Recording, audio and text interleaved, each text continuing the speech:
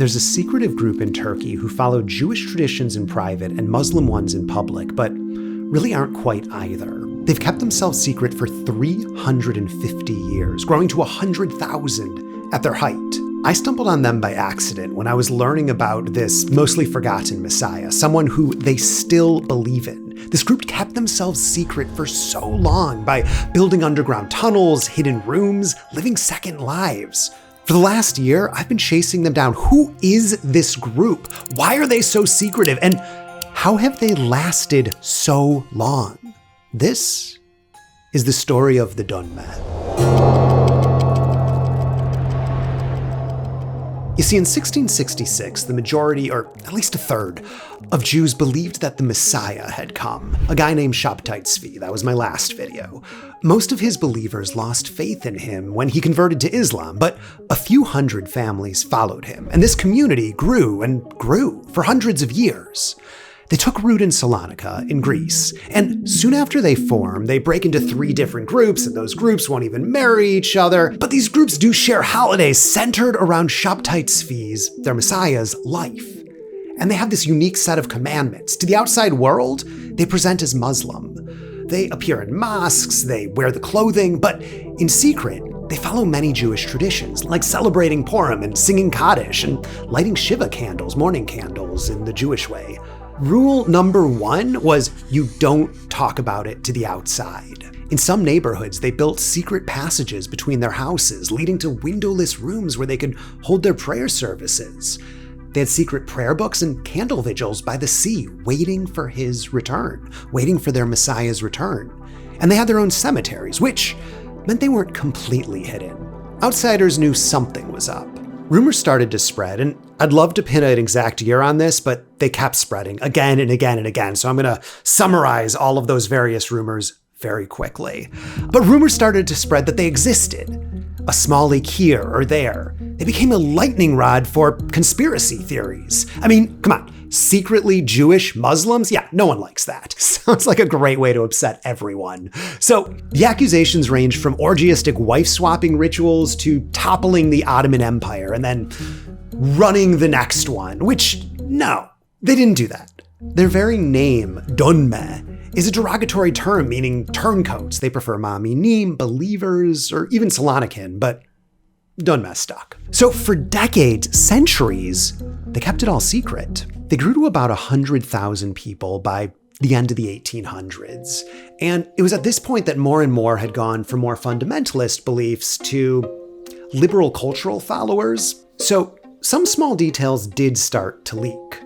But with all of the conspiracies, I just mentioned a few, it became near impossible to separate fact from fiction. Conspiracy theorists quoting academics, academics quoting conspiracy theorists, a long cycle of dubious sourcing. And most of the evidence is gone. In 1917, a bunch of Salonika was burned down, the Jewish and German neighborhoods.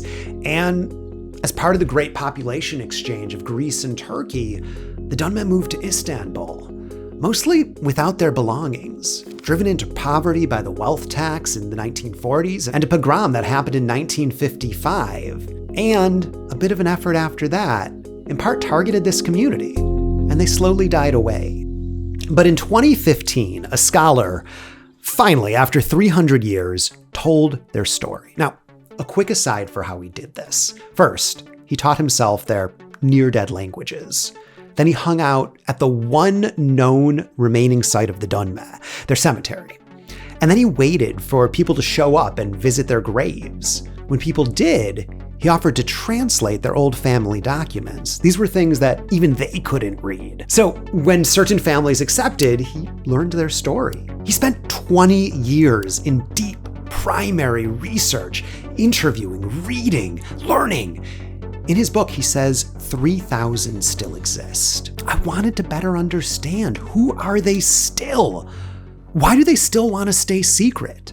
But to answer that, I'd need to find one. And so that's what I did. Hi, Jeremy. I've watched both of your videos on Shabtai Tzvi. I'm especially intrigued to see your upcoming exploration of the Dönme. Let's just say the topic strikes close to home for me. I've spent over 3 decades quietly uncovering pieces of a heritage not often discussed. If you're ever curious about anything specific, I might have something to share. With quiet appreciation, not going to share his name. Or rather, he found me. This was someone who says he's interviewed over 2,000 others with Dunme ancestry. I'm keeping his name and information secret. He doesn't even tell his Turkish friends that he's Dunme, as to this day, it can be used as a weapon against him. People lose their jobs still to this secret. I mean, look at these books that were super popular in Turkey. These are books that have all of the conspiracy accusations just stacked up. I mean, even look at the covers. It's clear where this stands. The Dunme, the scary Dunme. These were very popular books. These aren't some fringe publications. So with his permission, I'd like to share a little bit of what he told me. So I'm not going to play him to keep his identity secret, but these are exactly in his own words. Direct quotes. My father was a Dunme, and when I was 9, he told me that his ancestors had followed a prophet who was called Shabtai Tzvi, and they were forced to convert. His ancestors were Jews at heart, but were pretending to be Muslims. He told me about his relationship with religion. I know that I'm a Dunme, of course, but I also thought of myself as Jewish. I thought it was one and the same, and we never Islamized. Nobody was in any of those 3 communities, which is why even today, we don't know much about Islam. We don't celebrate any festivals, any holidays. We don't ever go to pilgrimage to Mecca. We've disassociated ourselves from that. I mean, I don't think we ever associated ourselves to start with. If you go back 350 years, it wasn't really something that we lived by. On the conspiracies, there's a propaganda war going on. And the thing is, our side never comes forward because our side is secretive. And we need to be secretive because there's so much negativity surrounding our heritage that nobody in his right mind would come forward. He helped many get passports as the persecution was now, today, still so bad. There was a woman, he told me about this, who wouldn't even tell her husband she was Dunme, even though it cost her the ability to leave her country. Today, well, here's what he said. In the year 2000, there were like 20,000 Jews of Turkey. Today, there are fewer than 14,000. So they're going away, people mostly over the age of 50. So they're not going to be reproducing anytime soon. So the Jews are dying off. The Dunme are not appreciated. So yeah, for all those reasons, if the Dunme history is never written correctly, and the only history that is written about us are full of conspiracies, this is just a small video that barely scratches the surface, talking about this deep, rich community. And even I mentioned the conspiracies, because how can I not? It's what gets covered. Ultimately, this isn't some boogeyman of a community. I can say with confidence they weren't the driving force behind the Young Turks. Ataturk was not secretly a Dunme, despite what half of the people in Turkey believe.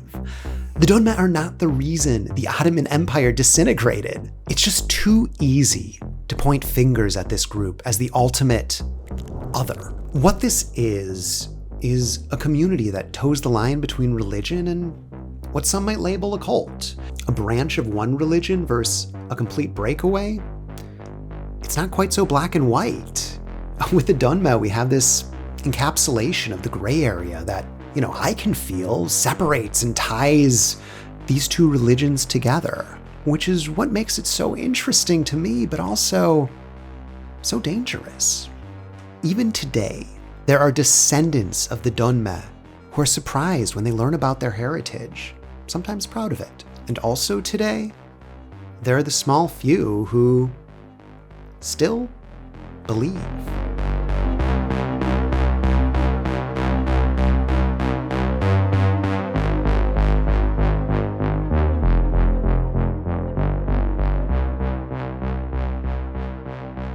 In my next piece, I want to rewind and call out one moment that I skipped over here, where the fringe of this group kind of breaks off and forms a new group that truly goes off the rails. This one despot of a man creates a militant sex cult. The year, 1756. His name, Jacob Frank. That's my next piece.